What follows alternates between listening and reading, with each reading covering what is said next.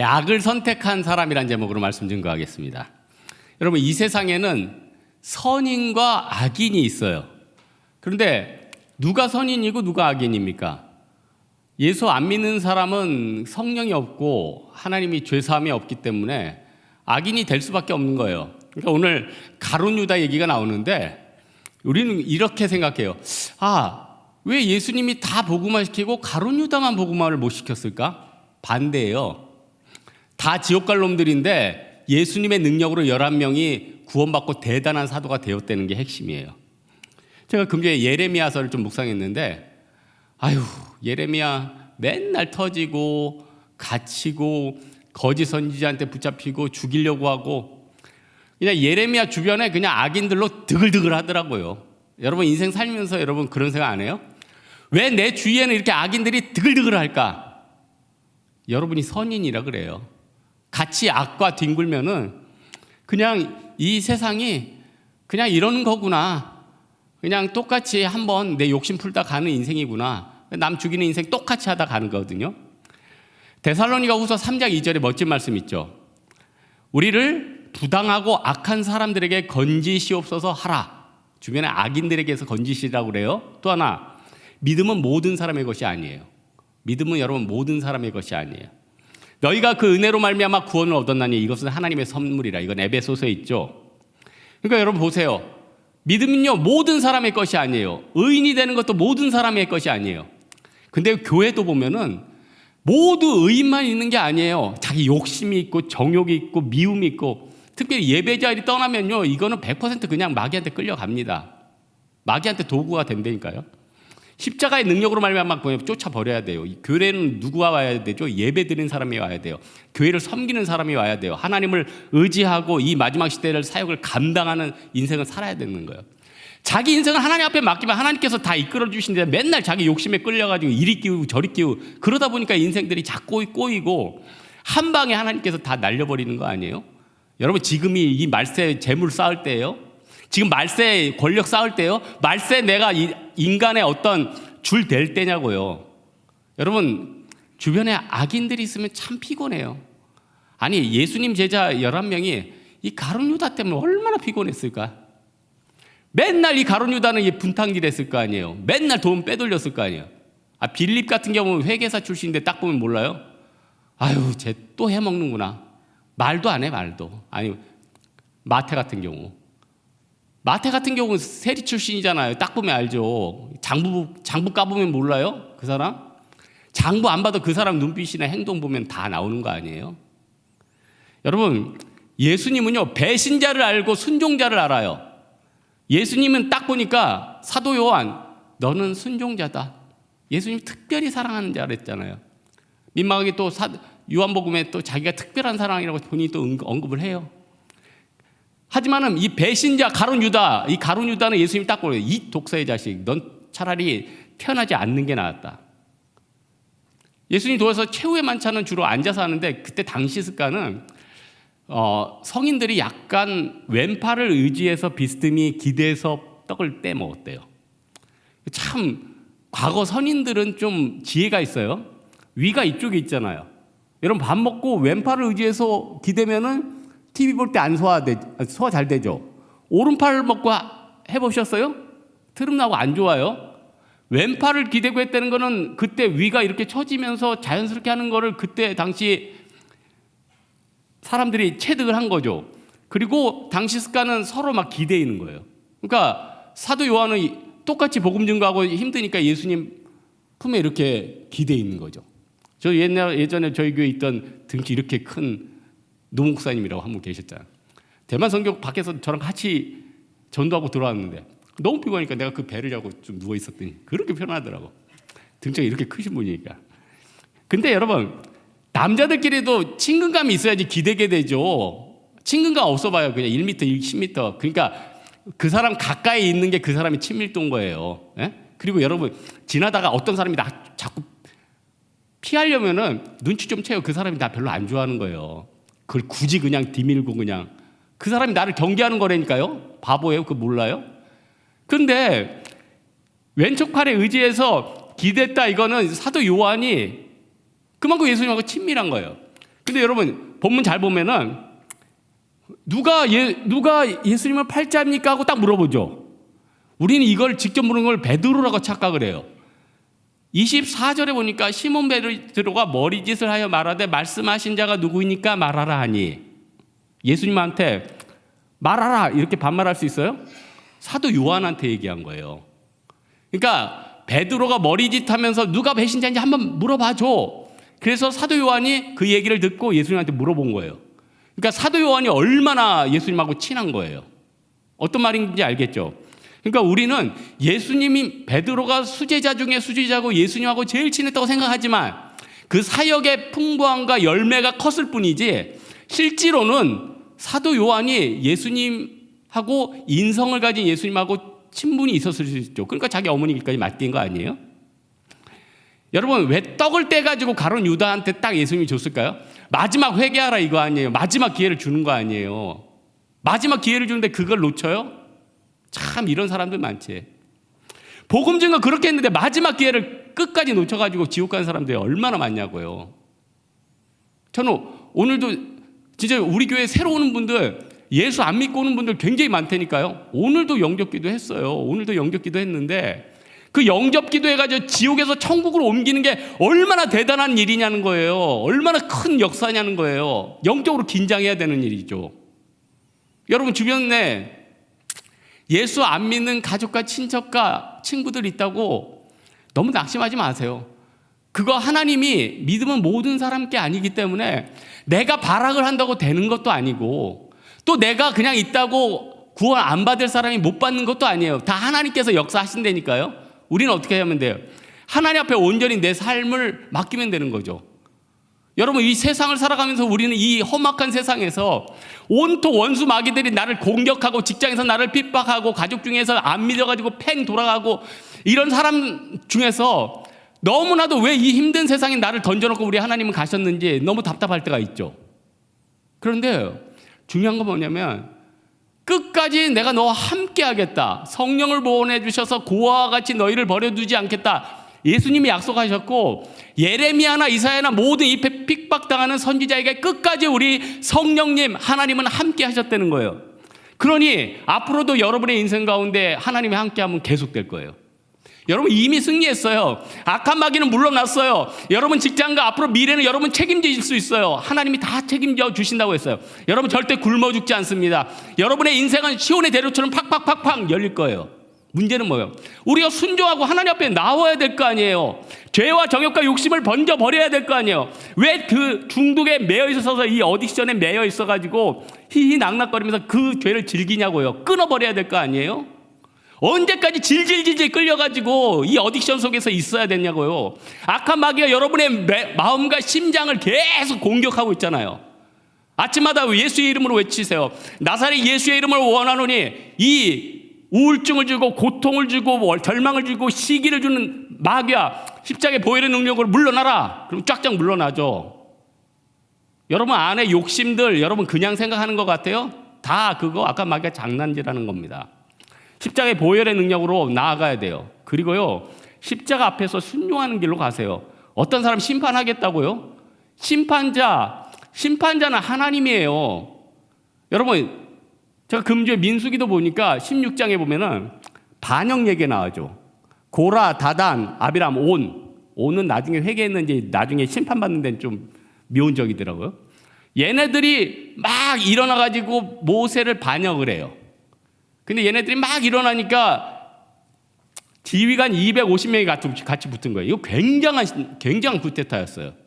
하나님이 진노하시죠. 모세도 진노했어요. 니들 다 나와. 딱 하니까 어떻게 돼요? 땅이 쫙 갈라져요. 그 안에 다 파묻혀서 그대로 몰사당해서 죽어버렸어요. 중요한 거는 그때 가담은 않았지만 그 안에 불평이 있고 불만이 있었던 백성 14,000명이 온역과 질병으로 다 죽었다는 거예요. 200만 중에 14,000명이 죽었다. 굉장한 심판이에요. 왜 이런 일이 일어났을까요? 불순종의 영은요 마귀의 영이에요. 배신자가 되는 사람은 뭐예요? 자기가 악을 택하는 거예요. 나는 가난하게 태어났어. 나는 배운 게 없어. 내 주변은 악인밖에 없어. 그래서 나는 죄를 지을 수밖에 없어. 나는 사기칠 수밖에 없어. 누가 그래요? 가난해도 예수 잘 믿고 순종하는 사람들이 있어요. 부자래도 온갖 악행과 죄 짓는 사람도 많이 있어요. 어떻게 하겠어요? 아니 시편 23편 말처럼 여호와는 나의 목자시니 내가 부족함이 없으리로다. 그가 나를 푸른 풀밭에 누우시고 쉴만한 물가로 인도하신도다. 내가 사망의 음침한 골짜기를 다닐지라도 해를 두려워하지 않을 것은 주께서 나와 함께 하심이라. 주의 지팡이와 막대가 나를 안위하시나이다. 나의 평생의 선하심과 인자하심이 나를 따르니 내가 영원히 여호와의 집에 거하리로다. 이 말씀 아니에요? 오늘 왜 이렇게 잘 외워지지? 저는 시편 23편을 외운 적이 없어요, 사실. 맨날 읽으니까 그냥 들어오는 거죠. 지옥과 천국이 멀리 있는 게 아니라니까 바로 내 안에 있어요. 예수를 안 믿으니까 내 마음이 지옥인 거예요, 여러분. 예수를 안 믿으니까 내가 열등감 속에 있는 거예요. 예수를 멀리하고 있으니까 내 마음이 지옥 같은 거라고요. 어찌할까요? 회개. 이 세상에서 가장 아름다운 하나가 회개예요. 메타노이아. 잘못된 길을 갔다가 다시 한번 돌아오는 게 회개의 영성 아니에요? 우리가 이 시대에 무엇을 외쳐야 됩니까? 회개를 외쳐야 되죠. 하나님의 경고를 무시하면 어떻게 돼요? 분노가 일어나요. 악한 마귀가 막 설쳐요. 하나님 앞에 불순종함으로 말미암아 내 인생이 막 쪼개져요. 발람 선지자 얘기 아시죠? 발람 선지자가 하나님이 계속 경고를 하는데 무시해요. 선지자인데 영안이 열리지 않아요. 그러니까 이제 발람 선지자를 이제 하나님의 사자가 쳐서 죽이려고 그러는데 이 나귀가 그 하나님의 사자를 딱 보고 딱 무서우니까 움직이지 않아요. 그러니까 발람 선지자가 나귀 배를 막 차고 밀고 난리가 났어요. 계속 때리니까 이 나귀가 화가 나가지고 말을 했잖아. 야 이놈아, 나를 왜 때려? 난 너 평생에 너를 싣고 다니던 나귀 아니야. 네 앞에 누가 있는지 좀 쳐다봐. 그때 딱 보니까 하나님의 사자가 자기를 죽이려고 하고 있어요. 하나님께서 우리에게 얼마나 많은 경고를 주셨어요. 얼마나 많은 심판과 아픔과 내 앞에 있는 거침돌을 주셨냐고요. 다시 한번 계속 그 길로 가야겠습니까? 계속 세상의 정욕 가운데 있어야겠어요? 십자가의 능력으로 이제 던져버려야 될 거 아니에요. 가룟 유다의 선택은요, 어떻게 보면은 돈이 아니에요. 대제사장들과 손잡겠다는 거 아니에요. 예수를 죽이면 자기가 살겠다는 거 아니에요? 은30 충분히 해서 먹었어요. 가룟 유다는요, 은30 정도면 예수님하고 공생애하면서 3년 4년 동안 충분히 삥땅 치고도 남았다고요. 마지막 뭐예요? 자기가 예수 던져버리니까 자기가 살겠다는 거 아니에요. 우리가 예수를 십자가에 못 박아버리면 우리 인생은 끝나버립니다. 그러나 내가 예수를 위해서 십자가에 내가 못 박히면은 내가 사는 거예요. 유다는요, 악을 택했어요. 자기가 살겠다는 거죠. 여러분, 돌짝밭에 뿌린 씨앗 딱딱 새들이 주워 먹죠. 저희 아버지가 상추를 심으면 상추를 까치나 참새들이 상추 씨앗은 그렇게 맛있나 봐요. 쏙쏙 주워 먹어서 도저히 열매를 맺지 않아요. 그러니 믿음의 성도가 얼마나 보기 좋은 밥이겠냐고요. 세상 사람들은 다 마귀에게 속해 있는데 여러분이 예배를 드리겠다고 나오잖아요. 선교 가겠다고 나오잖아요. 헌신하겠다고 나아가잖아요. 얼마나 여러분의 믿음을 빼앗고 싶겠어요. 여러분에게 모든 죄악을 전가시켜서 여러분을 멸망시키고 싶겠어요. 이때 어떻게 해야 됩니까? 우리가 사단아 내 뒤로 물러나라. 그리스도를 배반하는 자여 영원히 멸망을 당할지어다. 요한계시록 보면 나중에 미가엘 천사장들이 사단을 다 깨버릴 거예요. 여러분 십자가의 능력으로 다 승리할 겁니다. 나는 부활이요 생명이 나로 말미암지 않고는 아버지께로 올 자가 없느니라. 우리 예수 그리스도의 능력의 말씀처럼 우리는 살고 그들은 멸망할 거예요. 요한복음 11장 25절 예수께서 이르시되 나는 부활이요 생명이니 나를 믿는 자는 죽어도 살겠고 무릇 살아서 나를 믿는 자는 영원히 죽지 아니하리라. 이것을 내가 믿느냐? 주여 믿습니다. 말세에 임하는 믿음을 보겠느냐? 여러분 하나님 앞에 믿음을 보여주세요.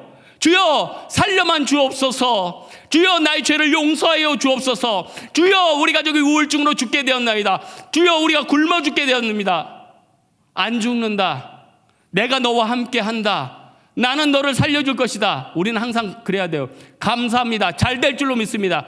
믿음의 고백, 감사의 고백을 해야 돼요. 왜 우리가 많은 사람들이 부정적으로 있습니까? 믿음의 눈이 없으니까요. 민수기 10장에 보니까 부정적 점탐꾼들이 있어요. 삼무아, 사밧, 이갈, 호세아, 갓디엘, 갓디, 암미엘, 수둘, 나비, 구르엘. 이 사람들 다 부정적인 보고한 사람들이에요. 결국 어떻게 됩니까? 부정적인 보고하니까 이름 역사적으로 사라졌잖아요. 믿음이 이렇게 귀합니다. 여러분, 믿음 지키기가 이렇게 힘들어요. 그럼 우리는 탄식하죠. 주여 어찌할꼬?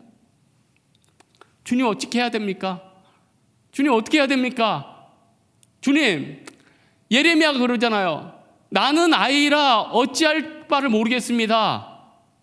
예레미야가 그러잖아요. 나는 아이라 아무것도 못합니다. 여러분, 세상과 싸워서 이길 수 있어요? 세상의 공격에 이겨낼 수 있어요? 맨날 나를 공격하는 중독 이겨낼 수 있어요? 주여, 나는 어떡합니까? 나는 연약한데요. 주여, 나는 아이라 할 말을 할 수 없는데요.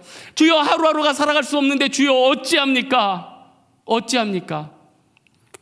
여러분, 성령의 능력 있잖아요. 내가 너희를 고아와 같이 버려두지 않겠다. 내가 너희를 세상 끝날까지 너희와 함께 하겠다. 예수님이 약속해 주셨잖아요. 여러분 털끝 하나도 하나님이 원하지 않으면 떨어지지 않아요. 이미 여러분은 승리했어요. 각 사람마다 하나님의 놀라우신 계획이 여러분을 기다릴 거예요. 지금 엄청난 핍박받고 있다고요? 여러분, 하나님이 쓰신다는 증거입니다. 하나님은요, 우리를 너무나도 사랑해서 그냥 천국 보내지 않아요. 놀랍게 변화시켜서 이 시대의 큰 인물로 만들어서 그 다음 사명 감당한 다음에 천국 보내세요. 사람들이 그렇게 음란하게 좋아하는 것들 있죠. 돈, 건물, 직위, 하나의 한 방이면 다 훅 가요. 한 방에 훅 간다니까요. 저도 금주에 편하게 입는 옷 하나 있었는데 싼 건데 참 편하게 잘 입었거든요. 근데 뜸 뜨다가 이렇게 딱 놓으니까 옆에서 다 탔어. 야, 그냥 못 쓰는데 5초? 3초? 여러분, 하나님께서 지진 나가지고 다 갈라져 버리면 건물이도 뭐고 다 끝나는 거 아니에요? 아니, 그 회사가 망해서 여러분 회사 다 나오면 그걸로 직장 끝나는 거 아니에요? 연금 다 고갈돼서 이제 손들어 버리면 끝나는 거 아니에요? 우리가 뭘 의지해야 됩니까? 베드로전서 1장 17절, 외모로 보시지 않고 각 사람의 행위대로 심판하시는 이를 너희가 아버지라 부른 중 너희가 나그네로 있을 때를 두려움으로 지내라. 두려움으로 지내야 돼요. 우리가 인간관계를 하고 주변 사람들 다 보는 때 그 안에 온 머릿속에 여러 가지 생각과 정욕과 많은 것들이 왔다 갔다 해요. 시기, 질투, 미움 다 왔다 갔다 해요. 여러분 생각 같죠? 아니에요. 다 그 안에 이 세상 권세자, 주관자들과 막 영적인 싸움을 하고 있는 거예요. 어떻게 해야겠습니까? 정결하게 믿음 가운데 서야죠. 날마다 회개의 열매를 거두어야죠. 날마다 주님 앞에 순종하는 길로 가야죠. 주님, 오늘 새벽에도 어떻게 나를 인도해 주시겠습니까? 내가 어디서 일을 하고 어떤 행동을 하고 어떤 말을 해야겠습니까? 주님 인도해 주십시오. 성령님이 다 인도해 주셔요. 왜? 고아와 같이 우리를 버려두지 않으시니까. 근데 우리는 어떻게 해야 합니까? 그냥 내 원하는 대로 살잖아요. 그러니까 어떻게 돼요? 내가 원하는 대로 살다 보니까 어떻게 돼요? 내 생각이 부정적인 대로 바뀌어요. 내 삶이 정욕적으로 바뀌어요. 내가 탐닉하는 대로 다 몰입돼요. 제가 대학원 때 어딕션 중독에 대해서 공부했다고 그랬죠.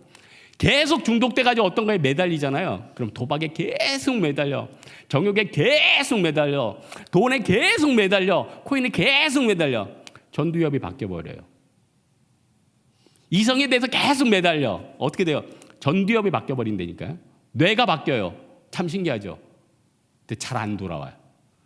돌아오는 방법이 있어요. 영적인 디톡스 해야 되죠. 금식하고 회개하고 성령의 능력으로 진짜 7 귀신 다 쫓아내고 십자가의 능력으로 말하면 내가 정금과 같이 나오고 다 끊어버리면 그때는 살 수가 있는 거예요. 안 그러면 어떻게 돼요? 그걸 끝나는 거예요. 죽는 거예요. 죽는 거. 예레미야 1장에 있죠. 아까 제가 말씀드렸는데 여호와의 말씀이 내게 임하여 이르시되 내가 너를 모태 짓기 전에 너를 알았고 내가 배에서 나오기 전에 내가 너를 성별하였고 너를 여러 나라의 선지자로 세웠노라 하시기로. 그때 예레미야가 어떻게 얘기해요? 내가 이르되 슬프도소이다 주 여호와여 보소서 나는 아이라 말할 줄을 알지 못하나이다 하니 여호와께서 내가 이르시되 너희는 아이라 말하지 말고 내가 너를 누구에게 보내든지 너는 가며 내가 내게 무엇을 명령하든지 너는 말할지어다. 너는 그들 때문에 두려워하지 말라. 내가 너와 함께하여 너를 구원하리라. 나 여호와의 말이니라 하시고 여호와께서 그의 손을 내밀어 내 입에 대시며 여호와께서 내게 이르시되 보라 내가 내 말을 내 입에 두었노라. 그때부터 예레미야의 인생이 쫙 전개되죠. 파란만장의 역사가 일어나요. 열강둑이 침투하고 유다가 무너지는 가운데서도 계속 예레미야는 하나님의 도우심과 보호하심을 받고 말씀을 증거하고 이 시대의 마지막 사명을 감당하다 갔다는 거예요. 얼마나 가치 있습니까? 두려워하지 마세요. 주님께서 여러분을 다 보호해 주실 것입니다. 주님의 계획은 이미 여러분 인생 가운데 놓여 있습니다. 여러분은 두려워하지 않을 거예요. 그리고 여러분은요, 그 길을 갈 수밖에 없어요. 세상과 하나님의 양다리 못 택해요. 그 길을 갈 수밖에 없어요. 다 목회하란 말 아닙니다.